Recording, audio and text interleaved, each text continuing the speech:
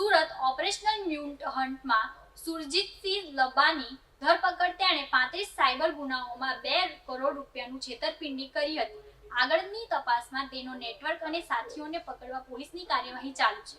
સુરતમાં operation mule hunt અંતર્ગત બિલીમોરા અને ગણદેવી પોલીસ મથકની એક ટીમે નાસ્તા ફરતા સાયબર ઠગ ઝડપી પાડ્યો છે. સુરજીતસિંહ લબાનાની ધરપકડ કરવામાં આવી છે, જે જરૂરિયાતમંદ લોકોના બેંક એકાઉન્ટ ભાડે લઈને સાયબર ઠગોને કમિશન પર આપતો હતો. સુરજીતસિંહે પોતાના મિત્રો, પરિચિતો અને સંબંધીઓના બેંક એકાઉન્ટ નાના કમિશન પર ભાડે આપ્યા હતા. આ રીતે તે મલ્ટિપલ સાયબર ગુનાઓ ચલાવતો હતો. તેની કામગીરીનો વિસ્તાર ગુજરાત સહિત દેશના 15 રાજ્યોમાં નોંધાયો છે, જ્યાં 35 થી વધુ સાયબર ગુનાઓને અન્વેષણ કરવામાં આવ્યા છે. સુરજીતસિંહે આ ગુનાઓથી આશરે 2 કરોડ રૂપિયાની છેતરપિંડી કરી હતી. પોલીસે ધરપકડ બાદ સુરજીતસિંહને 4 દિવસના રિમાન્ડ મેળવ્યા છે.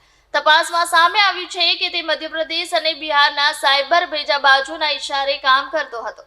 પોલીસ હજુ સુધી તેની સાયબર નેટવર્ક, સાથીઓ અને અન્ય જોડાણો શોધવા માટે કાર્યવાહી ચાલુ રાખી છે. વિશેષ માહિતી અનુસાર સુરજીતસિંહ લબાના પગલે અનેક જરૂરિયાતમંદ લોકોના બેંક એકાઉન્ટનો દુરુપયોગ થયો છે. પોલીસ સ્થાનિકો અને બેંક સાથે મળીને આ મામલે કડક તપાસ કરી રહી છે, જેથી આવા સાયબર ઠગો સામે ભવિષ્યમાં વધારે સખ્ત કાર્યવાહી કરી શકાય. આ ઘટનાઓ દ્વારા સ્પષ્ટ થાય છે કે સાયબર ક્રાઇમમાં ગેરરીતિ અને નેટવર્ક્સનો ભયંકર જાળો બની રહ્યો છે અને સમયસર પકડ અને કાર્યવાહી અતિ વ્યવસાયિક અને જાહેર સુરક્ષા માટે અત્યંત મહત્વપૂર્ણ છે.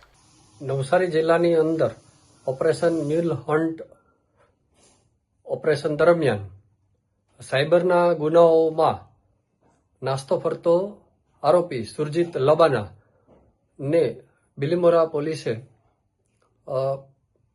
ધરપકડ કરી છે. બિલીમોરા અને ગણદેવીની અંદર તે નાસ્તો ફરતો હતો અને આશરે 2 કરોડ રૂપિયા જેટલું તેણે ફ્રોડ કરેલ હતું.